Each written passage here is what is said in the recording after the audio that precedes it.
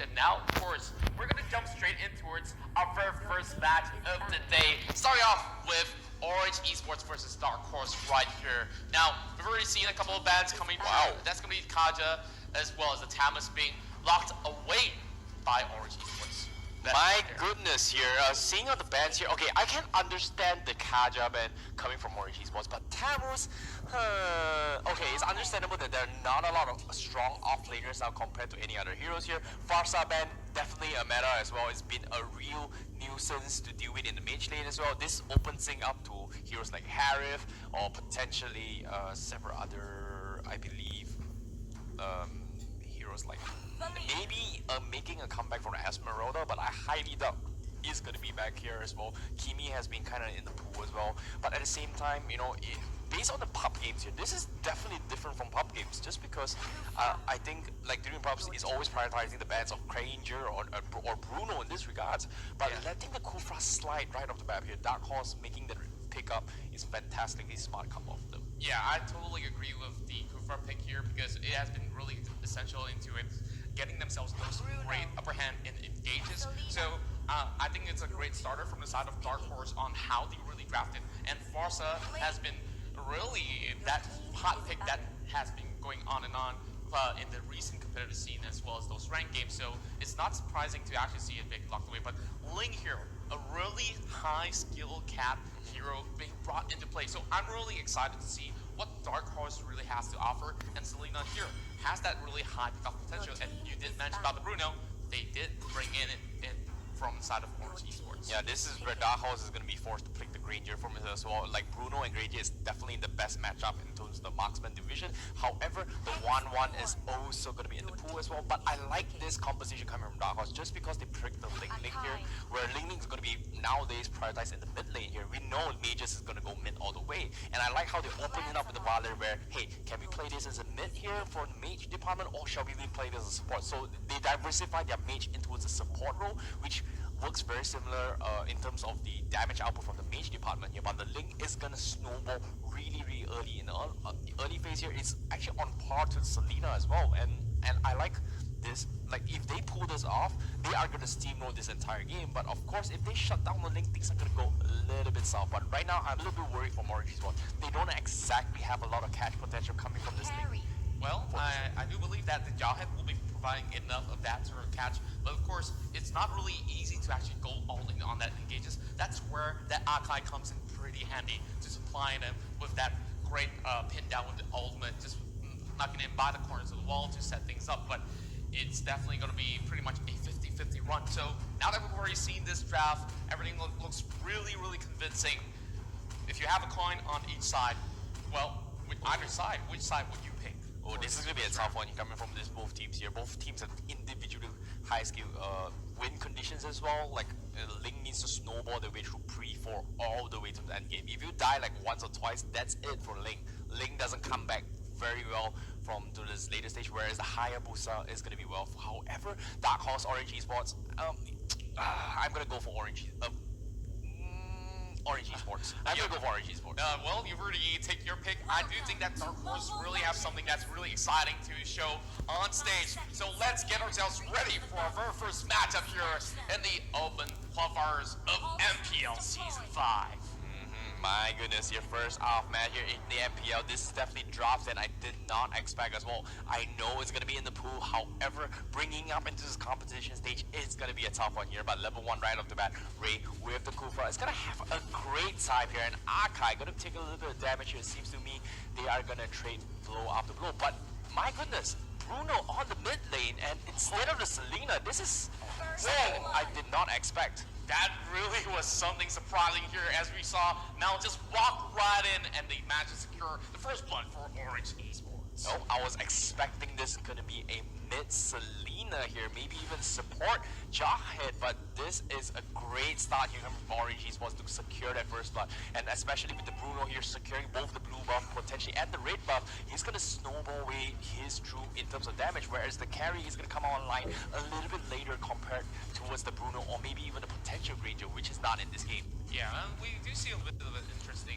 sort of rotation coming from the mid side here. Of course, Ling slowly pathing his way towards the top side, while it's going to be a 2v1 here up on the top side with Chaku going in for a little bit of a commitment, dropping down export to 50%.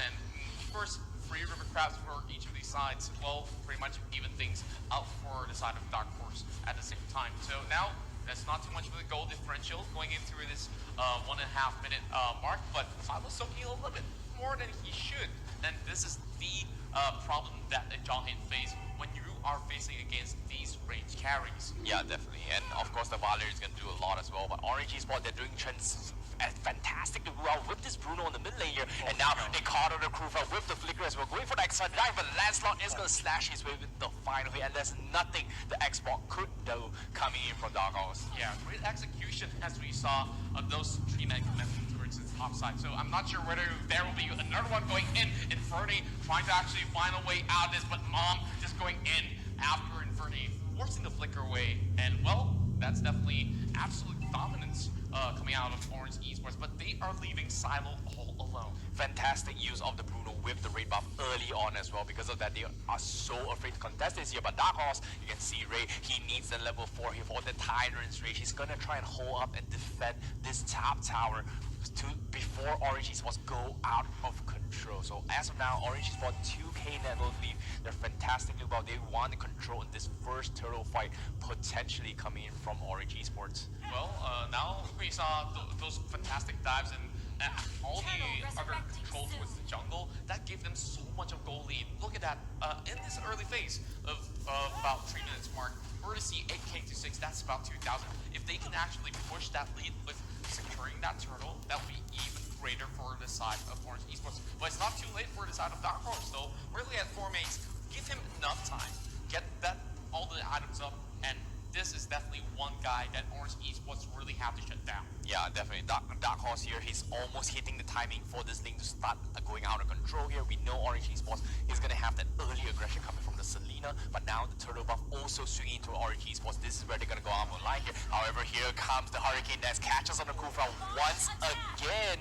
Not what you're expecting coming from the Kufra, but that will be a heavy punish coming from Orange Esports. Speaking of a heavy punish, that's 4 mates having absolutely nothing to do, have to actually pop the Tempest in that split second of the time. And I just love how they actually catch that Kufra.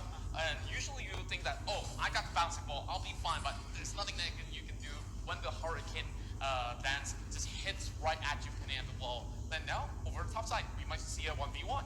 Yep, on X4 as well, getting dived out, Ferga armor getting popped up as well. Aaron going for the slashes as well. He does have the power as well. He's gonna die for it, and he is gonna get the kill. And Cha Boo almost getting a second kill potentially with that abyssal arrow, but not gonna happen. Mom going for the stun as well. Valer for getting this first Hurricane that's roll away, but the burst coming in from Anip. My goodness, that is the power of the carry. It's slowly but surely coming up online now. Yeah, that's way too much to take. And I felt like there's nothing that Silo can do.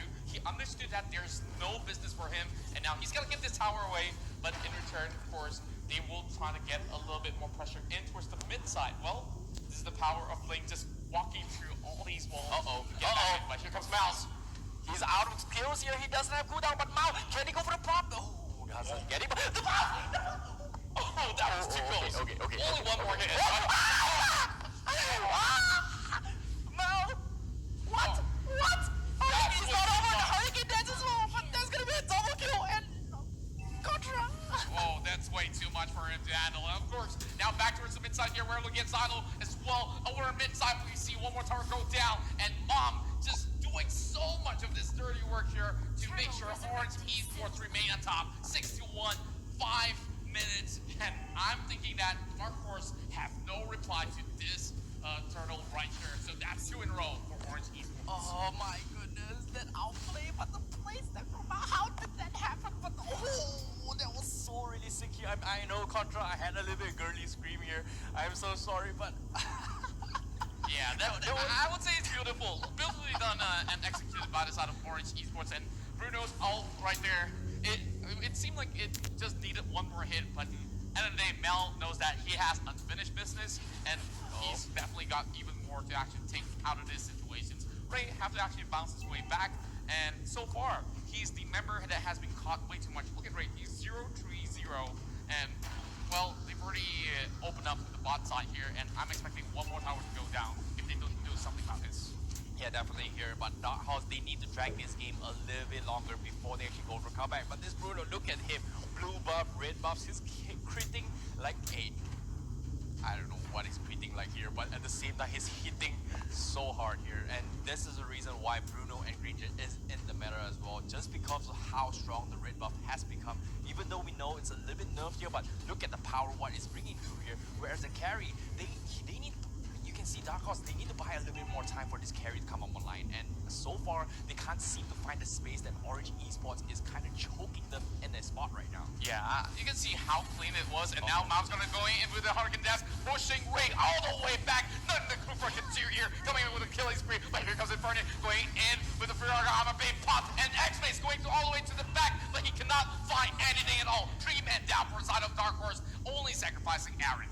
Yeah, Formie is here diving hard from the backlines trying to catch out Mel, but unfortunately doesn't have damage output here. They're just under level here, and that Missile Trap does connect into the carry, and Anim was kind of in a situation where it's zoned off. Dark Horse definitely overconfident for the fight, and Orange Esports get the better out of it, and CTV Jungle trying to go for the dive. Anim trying to go for the Granger, but Hurricane that's from the side, but the Purify took an outstep here. The side set from Anim will get the kill, but they will lose the tower from the side of Dark Horse. They are thinking about closing these games here. They want to win while they still can before Dark Horse makes a surprise comeback. But as of now, not much is happening here. This Xbox, sorry, Contra. Yeah, it's not as strong as before now. Well, I do think that it's still reliable in a certain sense, but because of all the factors that come into play in this matchup, I felt like they were able to lose a lot of the early game lead, which resulted in nothing much to effect. But of course, if we give him enough time in towards the mid game, if he hits that 15-minute mark, I'm pretty sure that they can stabilize. But you can see Orange Esports is not really worried too much about the time, because even from the likes of their side, they do have scaling capabilities. Yeah, definitely. In terms of scaling ability, they need to make a one really good fight. But in this case, Raze needs a really good catch. Is all the way in the front lines, and there's nothing Dark Horse can do because the towers are falling down. And Mom, with the Hurricane Dash, catches on the rip, nice cancel there with Titan's Revenge, but now they're gonna try and force for the Chaco here. The Blazing Duet is there. No, sorry, not the Blazing Duet. The Insanity is there, but look at them, not much damage happening. And Orange Esports, they are choking them by the bit, and this is gonna be the crystal ball. And Orange Esports, very convincing stop right there.